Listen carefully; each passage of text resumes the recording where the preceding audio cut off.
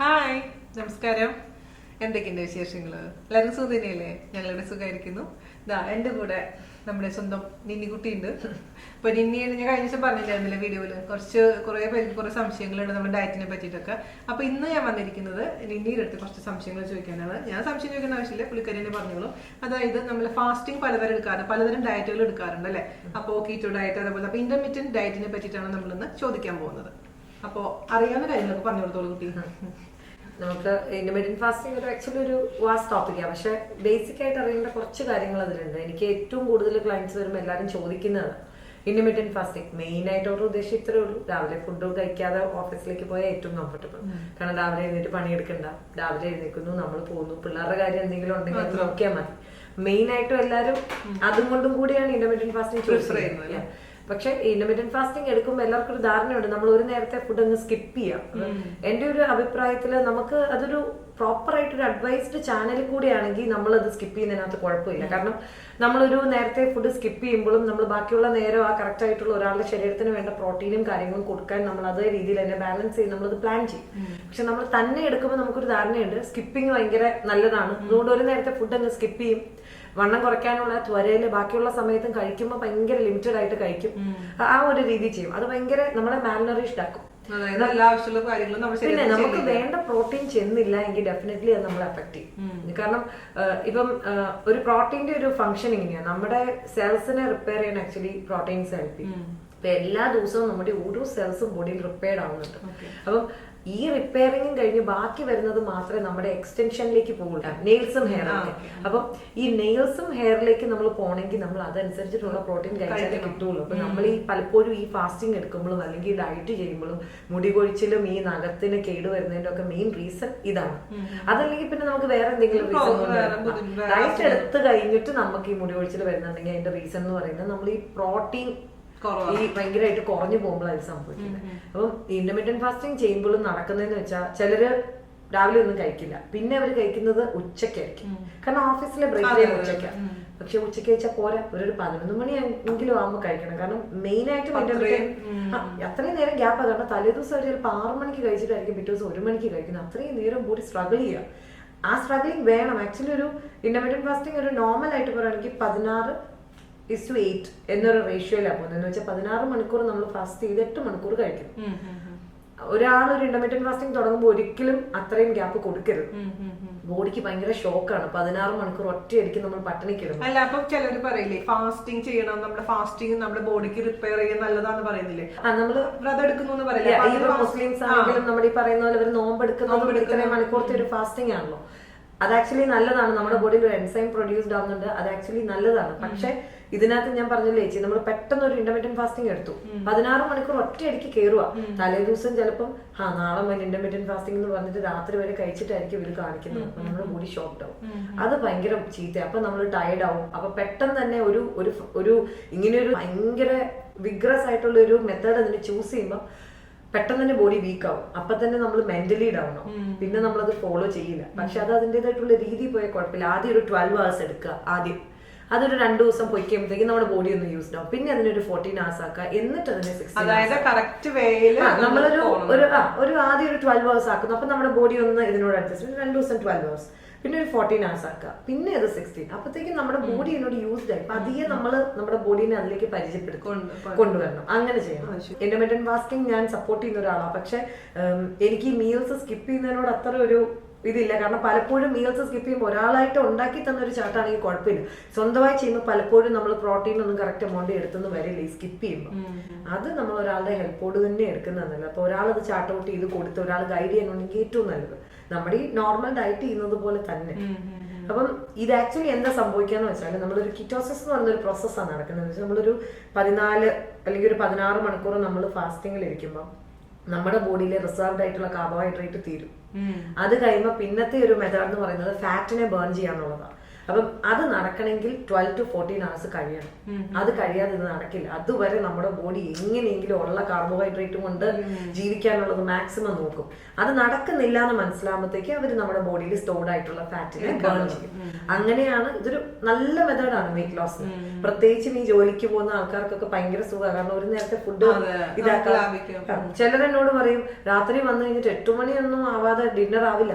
നമ്മളിപ്പം രാവിലത്തെ ബ്രേക്ക്ഫാസ്റ്റ് ആണെങ്കിൽ അല്ലെങ്കിൽ എന്തെങ്കിലും ചപ്പാത്തിയോ കറിയൊക്കെ ഫ്രിഡ്ജിൽ ഇരുന്നാലും കുഴപ്പമൊന്നുമില്ല. പക്ഷെ അതാണ് ചില ആൾക്കാർ ഇപ്പോ നമ്മൾ പറയില്ലേ ഫ്രിഡ്ജിൽ വെച്ച് ഭക്ഷണം കഴിക്കാൻ പാടില്ല എന്ന് പറയുന്നത് ഇപ്പോഴും അത് വിശ്വസിക്കുന്ന ആൾക്കാരുണ്ട്. ഇപ്പത്തെ ഫ്രിഡ്ജൊക്കെ അത്രയും ലൈക്ക് അഡ്വാൻസ്ഡ് ആണ്. അതിനകത്ത് അതിൻ്റെതായിട്ടുള്ള ടെമ്പറേച്ചറിനെ മെയിൻറ്റെയിൻ ചെയ്യാനുള്ള എല്ലാ സിസ്റ്റം ഉണ്ട്. ഓരോ റോയ്ക്കും ടെമ്പറേച്ചറിനെ മെയിൻറ്റെയിൻ ചെയ്യാൻ നമുക്ക് പറ്റുന്നുണ്ട്. അപ്പൊ നമ്മൾ ഉണ്ടാക്കുന്നു, ഫ്രിഡ്ജിലേക്ക് വെക്കുന്നു, അത് റീയൂസ് ചെയ്യുന്നതിനകത്ത് ഞാൻ ഒരിക്കലും പറയില്ല ചേച്ചി ഇന്നത്തെ കാലത്ത് നമുക്ക് അതല്ലാതെ പറ്റുമോ? തീർച്ചയായും നമ്മള് കൂടുതൽ ഉണ്ടാക്കി കഴിഞ്ഞാൽ അതായത് ഒരുപാട് ആ ഇതിൽ തന്നെ കയ്യിലിട്ട് മിക്സ് ചെയ്യാതെ നമ്മൾ തനിയെ പോർഷൻസ് ഒക്കെ എടുത്ത് മാറ്റി വെച്ചാൽ മതി. പിന്നെ അത് ത്വ ചെയ്തിട്ട് നമ്മൾ യൂസ് ചെയ്താൽ മതി. ഈ ആൾക്ക് എന്നോട് ഞാൻ ചിലപ്പോൾ ഇത് പറയുമ്പോൾ എന്നോട് എല്ലാവരും പറയും ഫ്രിഡ്ജിൽ വെച്ചൊക്കെ യൂസ് ചെയ്യുന്നത് ഹെൽത്തിയാണ്. ഞാൻ ചോദിക്കട്ടെ നമുക്ക് വേറെന്താ മാർഗം? ബിക്കോസ് നമ്മൾ ഇത്രയും ബിസി സ്കെഡ്യൂളിൽ ജീവിക്കുന്ന ഒരു മനുഷ്യരാണ്. എല്ലാ ദിവസവും എന്നും ഭക്ഷണം ഉണ്ടാക്കാൻ പലപ്പോഴും പറ്റാറില്ല. പ്രത്യേകിച്ചും കേരളത്തിലുള്ളവർക്ക് അത് പറ്റാറുണ്ട്. കാരണം അവരുടെ ഒരു ലൈഫ് സ്റ്റൈൽ അങ്ങനെയാണ് പോകുന്നത്. പക്ഷെ പുറത്തേക്ക് വന്നു കഴിഞ്ഞാൽ ഭയങ്കര പാടാണ്. കാരണം അവരുടെ വർക്ക് സ്കെഡ്യൂൾ എന്ന് പറഞ്ഞാൽ ഭയങ്കര 12 മണിക്ക് രാത്രി എത്തുന്നവരുണ്ട്. അപ്പം അവർക്ക് ഫ്രിഡ്ജിൽ ഉണ്ടാക്കി വെക്കില്ല, നിവൃത്തിയില്ല. അപ്പം അങ്ങനെ ഉണ്ടാക്കി വെച്ചാലും മതി. ഓഫീസിന് വന്ന് കയറി 6 മണിക്ക് അങ്ങ് ഡിന്നർ കഴിച്ചേക്കണം, പിന്നൊന്നും കഴിക്കരുത്. പിറ്റേ ദിവസം 11 മണിയാകുമ്പോഴോ അല്ലെങ്കിൽ പറയുമ്പോൾ അപ്പൊ നമുക്ക് കറക്റ്റായി. അപ്പൊ നമ്മൾ എല്ലാ നേരവും കഴിക്കുന്നുണ്ട്. അപ്പൊ ആ ഒരു ബുദ്ധിമുട്ട് വരുന്നില്ല.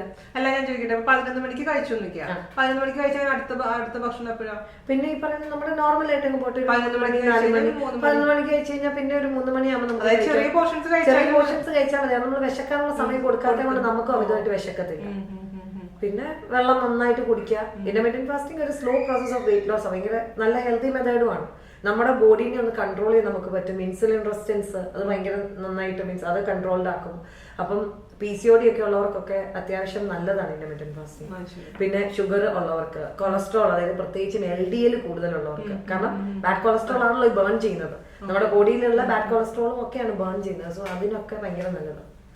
ഇന്റർമിറ്റന്റ് ഫാസ്റ്റിംഗ് എടുക്കും. വീക്കെൻഡ്സ് ആകുമ്പോഴത്തേക്കും മൊത്തം റൊട്ടീൻ മാറി. നമ്മൾ 2 ദിവസം അടിച്ചു പൊളിക്കും. അപ്പൊ എന്ത് ചെയ്യും? ബോഡി വീണ്ടും കൺഫ്യൂസ്ഡ് ആണ്. കാരണം നമ്മൾ ഈ ഒരു സിസ്റ്റം ഫോളോ ചെയ്യുമ്പോൾ ചേച്ചി ആ ഒരു പർട്ടിക്കുലർ ടൈമിലേക്ക് നമ്മുടെ ബോഡിയിൽ ആസിഡ്സ് സെക്രേറ്റ് ചെയ്യാൻ തുടങ്ങും. ഇപ്പൊ എന്നും 5 മണിക്ക് ഭക്ഷണം കഴിക്കുന്ന ഒരാളുടെ ബോഡിയിൽ 5 മണി ആകുമ്പോഴത്തേക്കും ആസിഡ്സ് റെഡിയാണ്.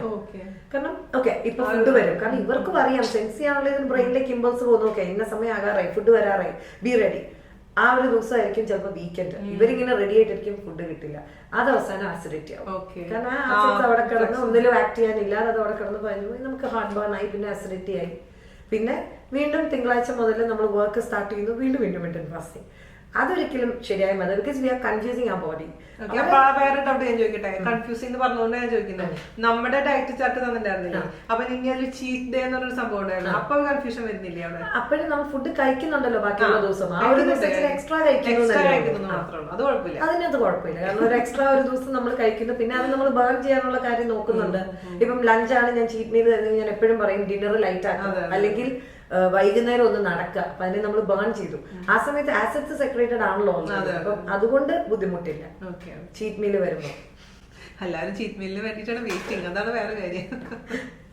ചീറ്റ് മീലൊക്കെ എടുക്കുന്നതിനകത്ത് ഒരു തെറ്റുമില്ല ചേച്ചി. കാരണം മനുഷ്യന് ജീവിക്കുവാണ്. നമ്മൾ എന്നും ഇങ്ങനെ റെസ്ട്രിക്ട് ചെയ്ത് നമ്മുടെ ആഗ്രഹങ്ങൾ മുഴുവൻ അടക്കി. അപ്പൊ ഇതില് ഇന്റർമീഡിയറ്റ് ഫാസ്റ്റിംഗ് നിന്നി റെക്കമെൻഡ് ചെയ്യുന്നുണ്ട്. ഞാൻ ഇന്റർമീഡിയറ്റ് ഫാസ്റ്റിംഗ് നമ്മൾ സ്പെഷ്യൽ ആയിട്ട് ചെയ്ത് കൊടുക്കുന്നുണ്ട്. കാരണം ഇന്റർമീഡിയറ്റ് ഫാസ്റ്റിംഗ് ഞാൻ നോക്കിയിട്ട് കംഫർട്ടബിൾ ആണ്. ആക്ച്വലി സ്പീക്കിംഗ് ഇപ്പൊ ജാൻചേട്ടന്റെ ഓൾറെഡി ആണ്. കാരണം ജാൻചേട്ടൻ ഇപ്പൊ 5 മണിക്ക് ഭക്ഷണം കഴിച്ചു, പിന്നെ പിറ്റേ ദിവസം രാവിലെ 8 മണി വരെ അത്രയും ടൈം ഗ്യാപ്പ് വരുന്നുണ്ട്. അപ്പൊ ഓൾറെഡി നമ്മളും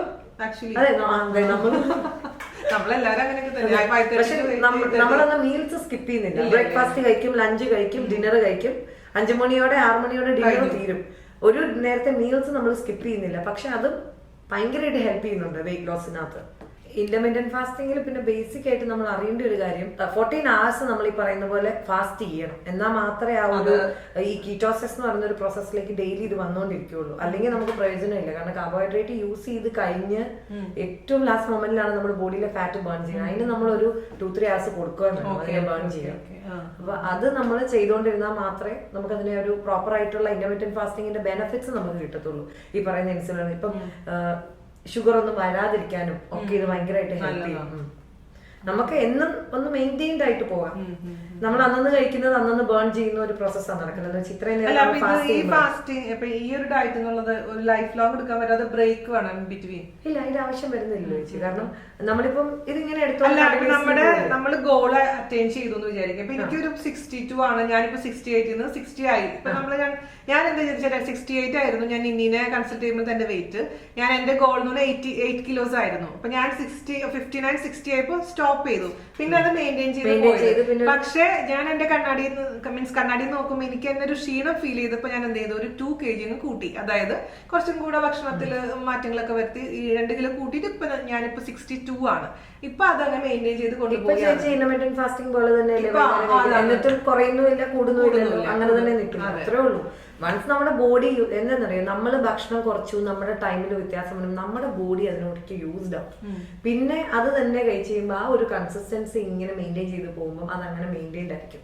പക്ഷെ പ്രശ്നം വരുന്നത് എപ്പോഴാന്ന് വെച്ചാൽ തിങ്കൾ മുതൽ വെള്ളി വരെ വളരെ പക്കയായിട്ട് പോയിട്ട് ശനി ഞായറും ഇന്റർമിറ്റന്റ് ഫാസ്റ്റിംഗ് ഒക്കെ അങ്ങ് മറന്ന് പിന്നെ എൻജോയ്മെന്റ് അപ്പൊ വീണ്ടും നമുക്ക് ബുദ്ധിമുട്ടുണ്ട്. എനിക്ക് വരുന്ന മെസ്സേജ്, ഞാൻ ഇന്നീര് ഡയറ്റ് എടുത്തു, ഞങ്ങൾ ഇത് ഫാസ്റ്റ് ചെയ്തു, പക്ഷെ ഞങ്ങൾക്ക് ഇടയ്ക്ക് കേരളത്തിൽ കല്യാണം കൂടാൻ പോയി. അപ്പൊ അങ്ങ് വെയിറ്റ് കൂടി ചേച്ചി. പിന്നെ തിരിച്ചു വന്നിട്ടും ഇത് എടുത്തിട്ടും വെയിറ്റ് കുറയുന്നില്ല. സംശയം. അപ്പൊ എന്ത് ചെയ്യണം ചേച്ചി? നമ്മുടെ ലൈഫിലുള്ള ഇങ്ങനെയുള്ള സിറ്റുവേഷൻസ് ഒന്നും നമുക്ക് ഒഴിവാക്കാൻ പറ്റില്ല. കല്യാണത്തിനൊക്കെ പോകുമ്പോൾ നമ്മൾ കഴിക്കണം. അവിടെ ചെന്നിട്ട് നമ്മൾ അവിടെയുള്ള മനുഷ്യരെ എംബാരസ് ചെയ്യേണ്ട ആവശ്യമൊന്നും ഇല്ലയോ, ഞങ്ങളുടെ ഡയറ്റില എന്തിനാ? അത് കാണുമ്പോൾ ആൾക്കാർക്ക് ദേഷ്യം വരും. സോ അവിടുന്ന് കഴിക്കണം. മേ ബി വീട്ടിൽ വന്നിട്ട് 1 മണിക്കൂർ നടന്ന് അതിനെ ബേൺ ചെയ്യാൻ നോക്കുക. അതല്ലെങ്കിൽ അന്നത്തെ ഡിന്നർ ഭയങ്കര ലൈറ്റ് ആക്കുക. അതല്ല ഒരാഴ്ചത്തെ ഒരു ബ്രേക്കിനാണ് നാട്ടിൽ പോകുന്നതെങ്കിൽ പറ്റുന്ന പോലെ നമ്മുടെ ഡയറ്റ് ചേച്ചിക്ക് അറിയാമല്ലോ, എവിടെ ചെന്നാലും നമുക്ക് പറ്റും. കുറച്ച് സാലഡ്സും ഒക്കെ നമ്മൾ ഒരു കുറച്ച് ക്യുക്കുമ്പേഴ്സ് എങ്കിലും അറ്റ്ലീസ്റ്റ് കൈ കരുതിയാൽ മതി. നമുക്ക് വളരെ ഈസി ആയിട്ട് ഇത് ചെയ്തു പോകും. അപ്പൊ അതൊക്കെ ചെയ്യാം. പിന്നെ കൂടുന്ന 2 kilo തിരിച്ചു വന്നു കഴിഞ്ഞിട്ട് നമ്മൾ ഈ ഇപ്പൊ ഇന്റർമിറ്റന്റ് ഫാസ്റ്റിംഗ് ഇത് വളരെ നല്ല മെത്തേഡാണ്. പിന്നെ പറയുന്ന പോലെ നമ്മുടെ ഡയറ്റിനെ ഒന്ന് പ്രോപ്പർ ആയിട്ട് വീണ്ടും പക്കയായിട്ട് എടുത്തു കഴിഞ്ഞാൽ കുറയും. അതിന്റെ കൂടെ ഒരു ഫിസിക്കൽ ആക്ടിവിറ്റിയും കൂടെ ഉണ്ടെങ്കിൽ കുറയും. നമ്മൾ എക്സ്പീരിയൻസ് അല്ലേ, നമുക്കത് കറക്റ്റ് ആയിട്ട് പറയാം. ഇപ്പൊ നിങ്ങൾ സ്കോട്ട്ലാൻഡ് പോയി എന്നിട്ടും വെയിറ്റ് കൂടിയിട്ടില്ലല്ലോ, ആ മെയിൻറ്റെയിൻ ചെയ്യുന്നുണ്ട്. ചേട്ടൻ 1 kilo കൂടിയത് കുറച്ചു. അതെ, അത് കൺസേൺ ആയിരുന്നു. ഒയ്യോ, എന്നിട്ട് ഞാൻ വിചാരിച്ചു ഇവിടെ പൊട്ടറ്റോ നിന്നിയുടെ സ്പെഷ്യൽ ഇൻസ്ട്രക്ഷൻ പൊട്ടറ്റോ ഒഴിവാക്കുക. നമ്മുടെ ഡയറ്റിൽ നിന്ന് പൊട്ടറ്റോ ഒഴിവാക്കി.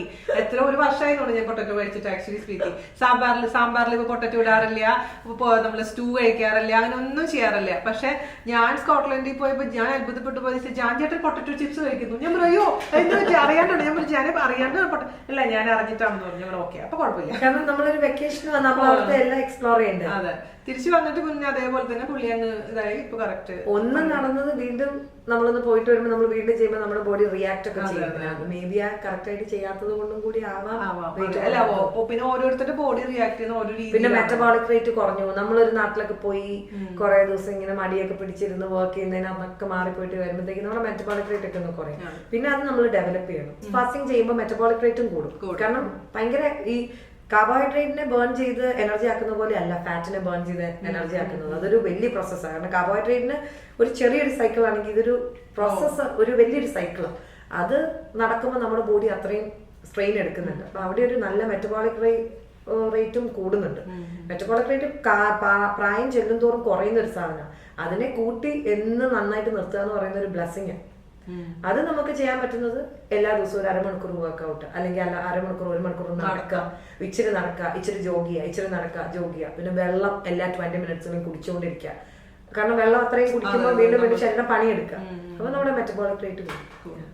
അപ്പൊ അതൊക്കെയാണ് നമുക്ക് പറയാനുള്ളത്. അപ്പൊ പിന്നെ ഇതേപോലത്തെ കുറെ സംശയങ്ങൾ ഞാൻ ഇൻസ്റ്റയിൽ ഒരു സ്റ്റോറി ഇട്ടുണ്ടായിരുന്നു. അപ്പൊ നിങ്ങൾക്ക് എന്ത് സംശയം ഉണ്ടെങ്കിലും ചോദിക്കാന്ന് പറഞ്ഞിട്ടുണ്ടായിരുന്നു. അപ്പൊ ഇനി ഞാനിരുന്ന് അത് മുഴുവൻ വായിച്ചു. ഒരുപാട് പേർക്ക് റിപ്ലൈ കൊടുത്തിട്ടുണ്ടായിരുന്നു. എന്നാൽ പോലും ഞങ്ങൾ വിചാരിക്കുന്നത് അതെ, ആ ചോദ്യങ്ങൾക്ക് എല്ലാത്തിനും കൂടി ഒരു ഉത്തരമായിട്ട് ഒരു വീഡിയോ തീർച്ചയായിട്ടും കൂടുതലായിട്ട് ആൾക്കാർ ചോദിച്ച ക്വസ്റ്റ്യൻസ് എല്ലാം ജസ്റ്റ് ഒന്ന് ഡിസ്കസ് ചെയ്ത് അതിനൊരു വീഡിയോ നമുക്ക് ചെയ്യാം അല്ലെ. ഒരുപാട് പേര് ഇൻക്ലൂഡിങ് മീ, ഞാനും ഒരുപാട് ഫേസ് ചെയ്തിട്ടുള്ള ഒരു ഇഷ്യൂ ആയിരുന്നു PCOD. ഇപ്പൊ എനിക്ക് തോന്നുന്നു ഒരു 90% ലേഡീസും അത് ഫേസ് ചെയ്തിട്ടുണ്ട് എന്നുള്ളതാണ്. പീരിയഡ്സ് ഇപ്പൊ ആകുമ്പോ തന്നെ PCOD കൂടി തന്നെയാണ് കുഞ്ഞുങ്ങളുണ്ട്. അപ്പൊ അതിനെ കുറിച്ചുള്ള ഡീറ്റെയിൽ ആയിട്ടുള്ള വീഡിയോ നമുക്ക് ഉടനെ പ്രതീക്ഷിക്കാം. അപ്പൊ ടാറ്റ, ബൈ ബൈ. ബൈ. നോക്കട്ടെ. ഓക്കെ, എവിടെ ഉണ്ട് ലൈറ്റ്? പിന്നെ ഒന്നുണ്ട്, ഉടുപ്പ് മാറി. എനിക്കോ ബെസ്റ്റ് ഉടുപ്പ് മാറി നീല കളറാക്കി. മഞ്ഞായിരുന്നു, വെള്ള മഞ്ഞായിരുന്നു.